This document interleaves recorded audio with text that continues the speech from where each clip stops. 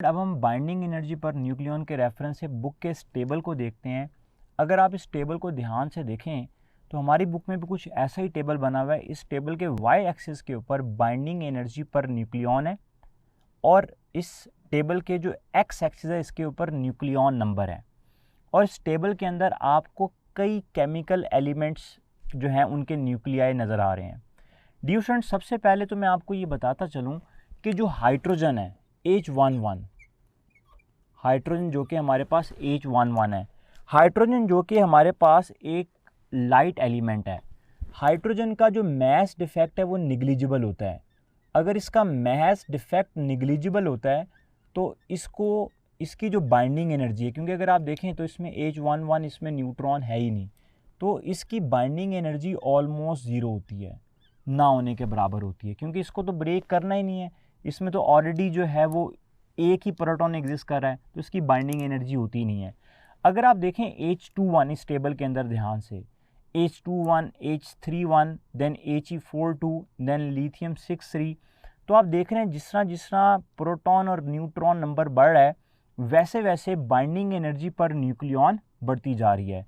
तो dear student, जो आप लाइट एलिमेंट देख रहे हैं, लाइट एलिमेंट्स का मैस डिफेक्ट कम होगा, क्योंकि मैस डिफेक्ट के अंदर आप लोगों ने फॉर्मूले में देखा Z number of proton, A minus Z number of neutron. अगर प्रोटॉन और न्यूट्रॉन्स कम हैं इसका मतलब डियर स्टूडेंट ये है कि मैस डिफेक्ट कम होगा। अगर मैस डिफेक्ट कम होगा तो बाइंडिंग एनर्जी जो है उसमें आता है is equal to delta M C square. अगर मैस डिफेक्ट कम होगा तो बाइंडिंग एनर्जी भी कम होगी। यहाँ पे मैं आपको इस टेबल का कुछ बिहेवियर समझाता हूँ।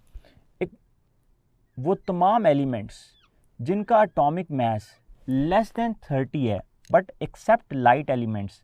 आप बोलेंगे सर एक्सेप्ट लाइट एलिमेंट्स क्या मतलब? जिस तरह H11, H21, H31, lithium 63, He42, ये बहुत लाइट एलिमेंट्स है।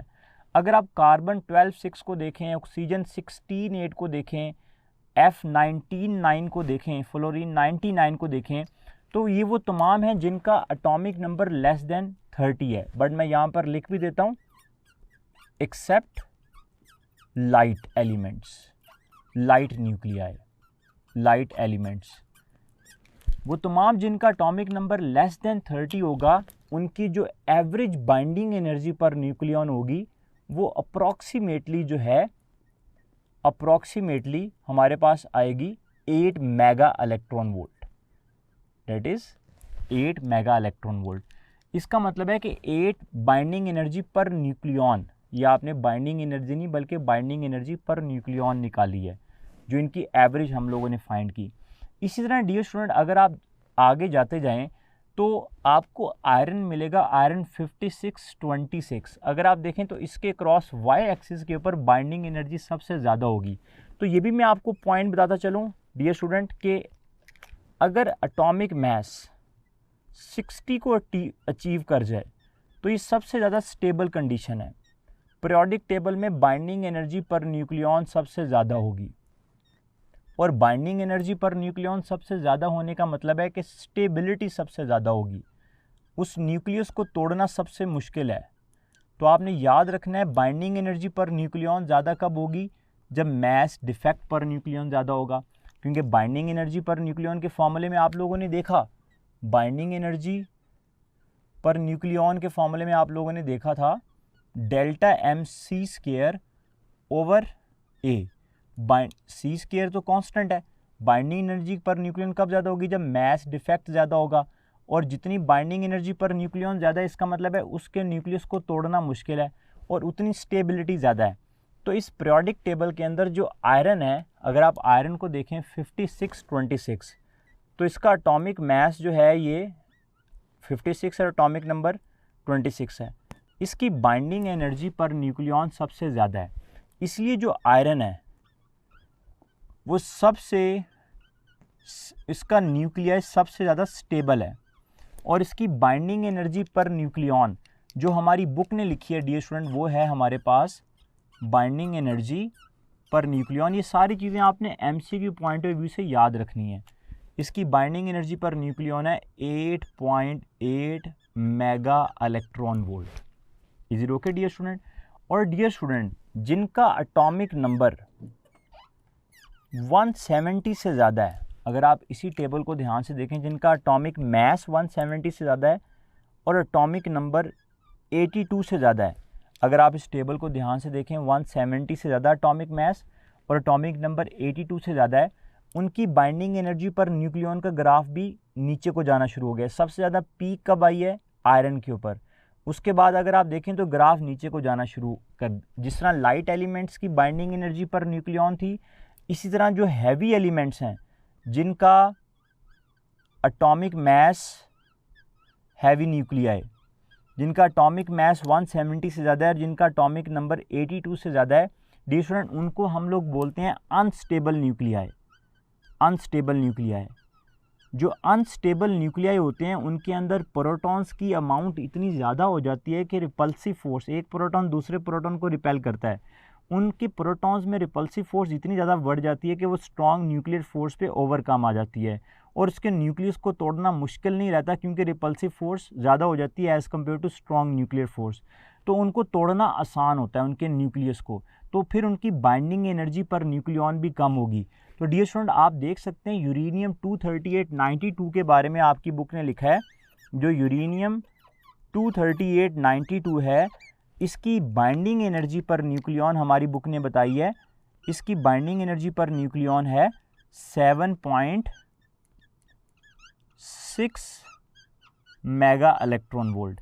तो डियर स्टूडेंट, आप लोगों ने याद रखना है कि जो ग्राफ का ट्रेंड अगर मैं सिंपल आपको यहाँ पर बना के दिखाऊं तो ये ट्रेंड कुछ यूं ऊपर गया, पीक पे गया और फिर ये यूं नीचे को आ रहा है, दोबारा ज़ीरो पर नहीं आया।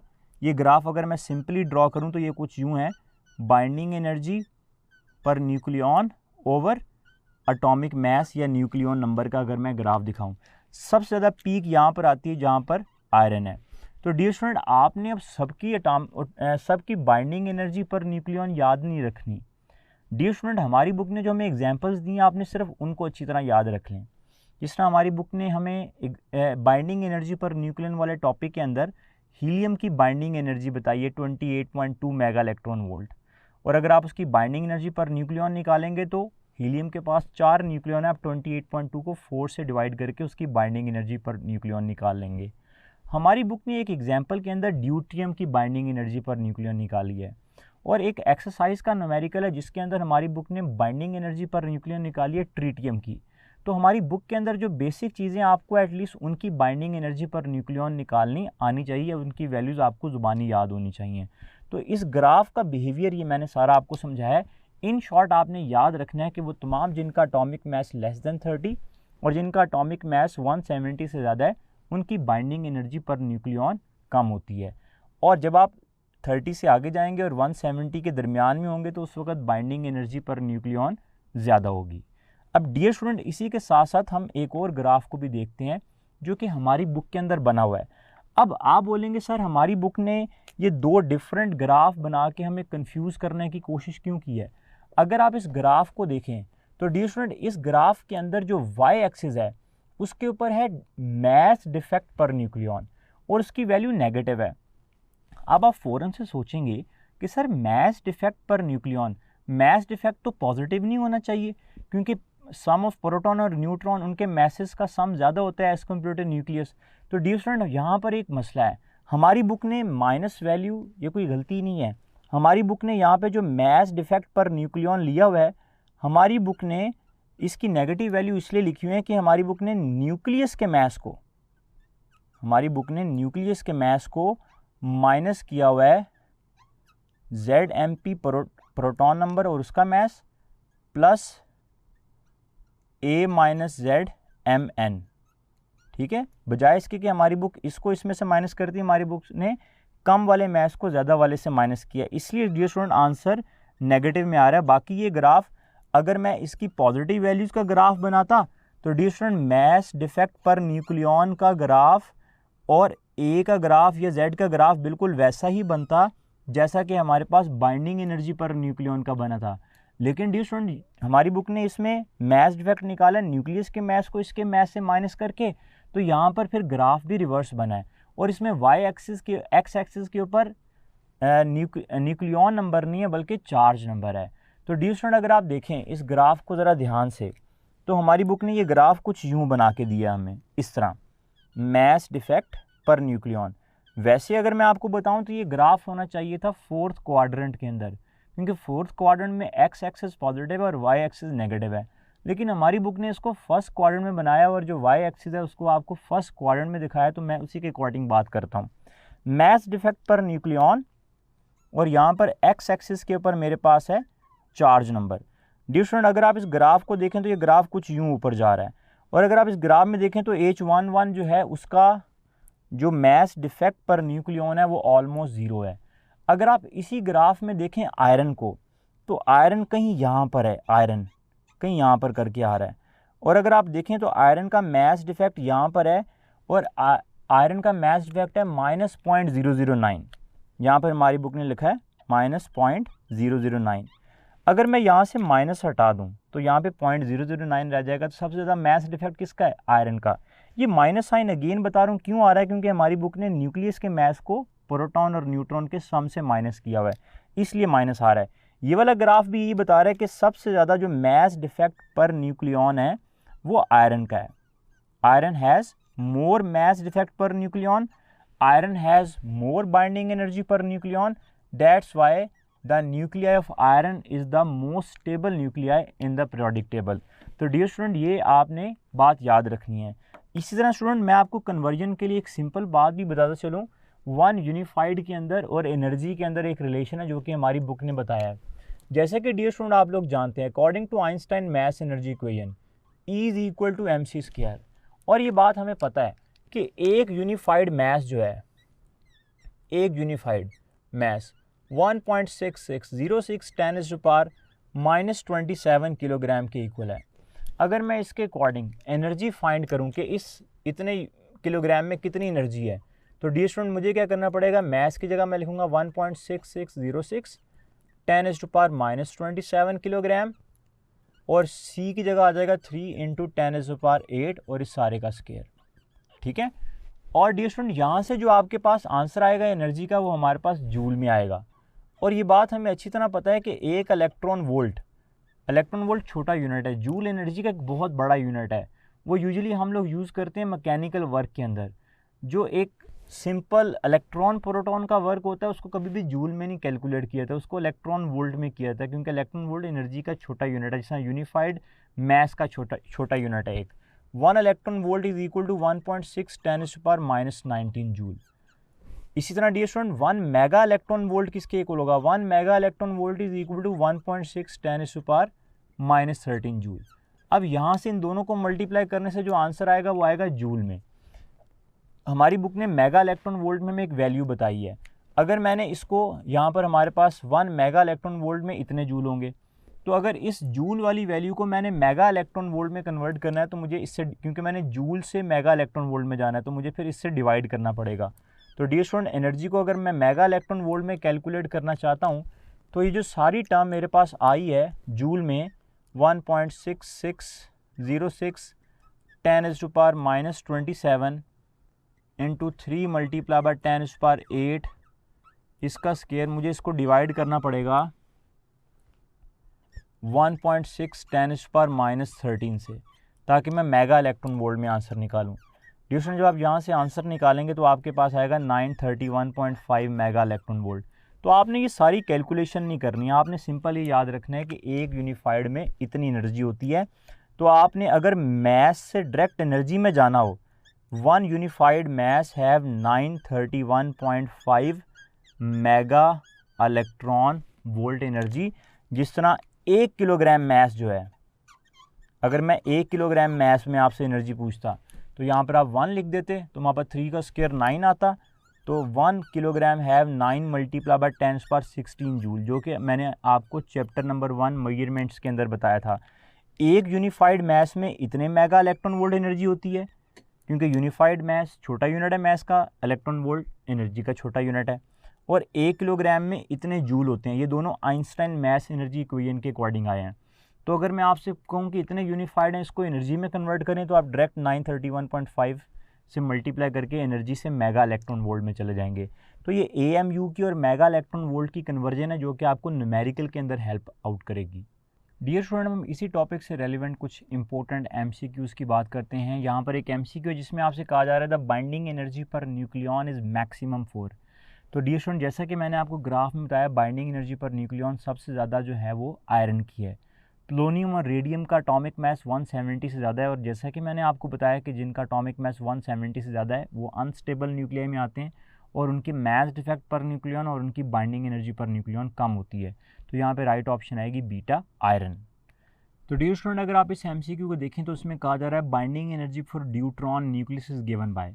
तो ये हमारी बुक में 21.1 एग्जाम्पल है जिसके अंदर ड्यूट्रॉन की binding energy per nucleon find करने के लिए दी गई है।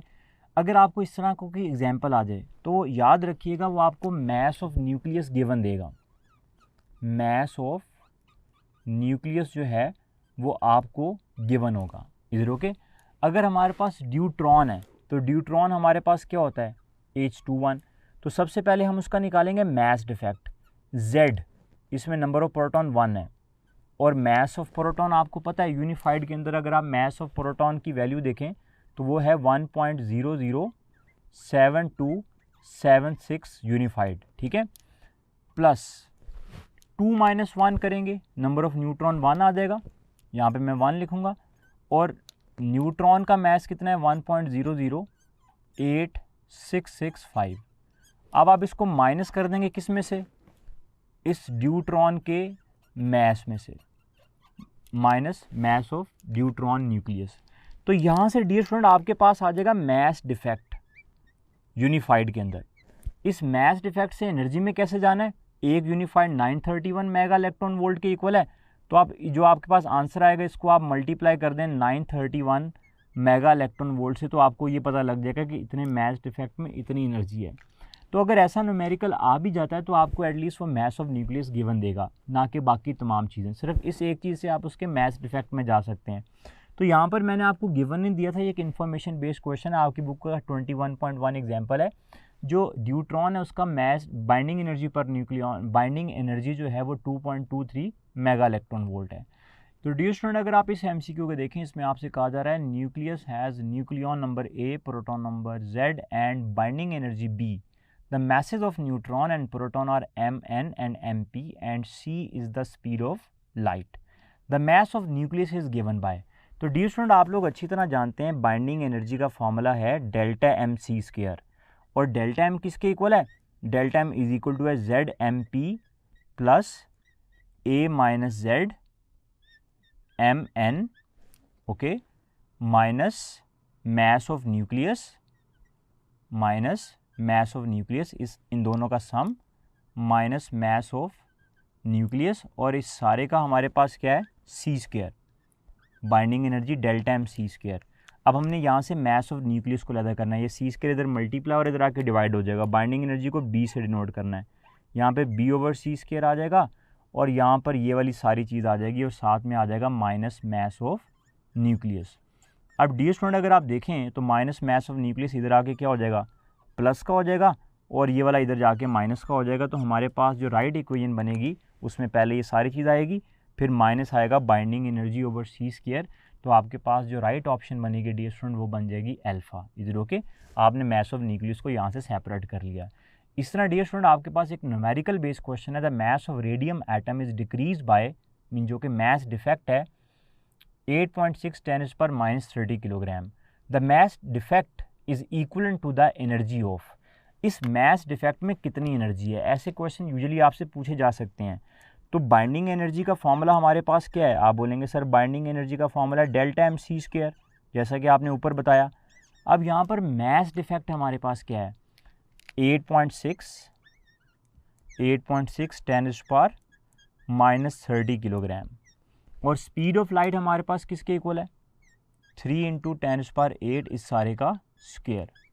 डियर स्टूडेंट, अगर मैं इसको सॉल्व करूं तो यहाँ पर आएगा 8.6 10⁻³ 3 का स्क्वायर 9 और 10⁸ का स्क्वायर 10⁻16 इज इट ओके। अच्छा, अब डियर स्टूडेंट 9 मल्टीप्लाई बाई 8, 9 × 8 72 है, लेकिन यहाँ पर 8.6 भी है, तो इसको मैं अप्रॉक्सीमेटली जो है वो 76 लिख देता हूँ, ठीक है, मतलब दोनों के दरमियान ऑलमोस्ट। अगर 9 × 9 होता 81 होता, तो मैंने इसको 76 लिख लिया अप्रॉक्सीमेटली। -30 और 16 हमारे पास क्या हो जाएगा 10⁻⁻14।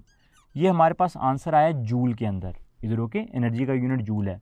मैंने इसको इलेक्ट्रॉन वोल्ट में कन्वर्ट करना है, आंसर मेगा इलेक्ट्रॉन वोल्ट में है। तो जैसा कि मैंने आप लोगों को बताया, 1 इलेक्ट्रॉन वोल्ट में 1.6 10⁻⁻19 जूल है और 1 मेगा इलेक्ट्रॉन वोल्ट में 1.6 10⁻13 जूल है।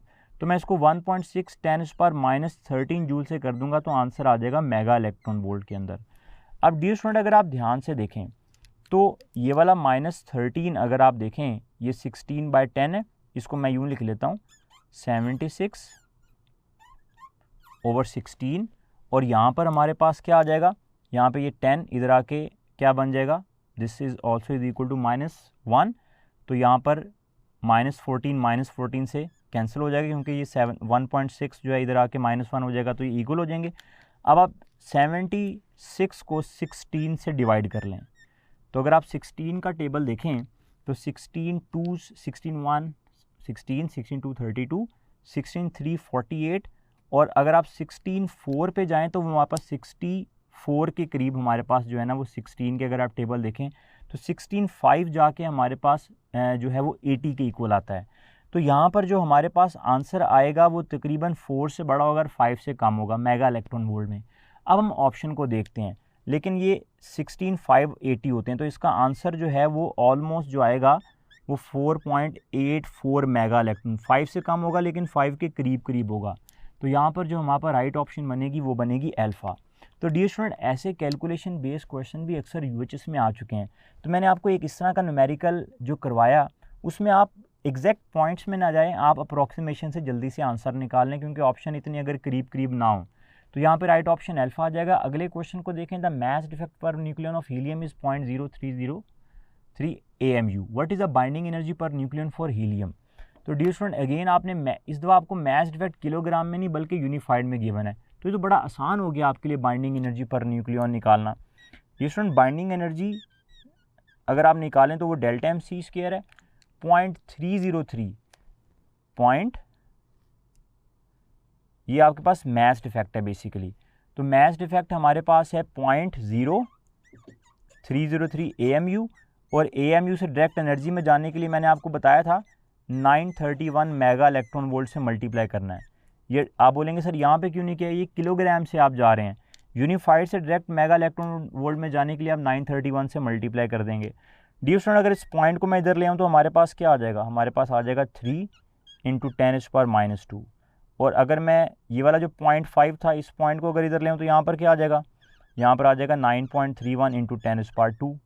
तो 10⁻² और -2 कैंसिल हो गए। 9.3 को अगर मैं 3 से मल्टीप्लाई करूँगा, वैसे 9 × 3 27 है, लेकिन ये 3 भी है, तो ऑलमोस्ट आंसर आएगा 28 के करीब। ये आई बाइंडिंग एनर्जी। आप जल्दी से बाइंडिंग 28 के ऊपर सर्कल कर देंगे।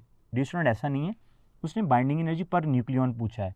हीलियम के पास हीलियम He42, उसकी टोटल 4 न्यूक्लियन नंबर है उसका, तो दोनों तरफ आप बाइंडिंग एनर्जी पर न्यूक्लियन अगर आपने फाइंड करनी तो 4 से डिवाइड करेंगे, तो इसका आंसर जो है वो हमारे पास आ जाएगा 7।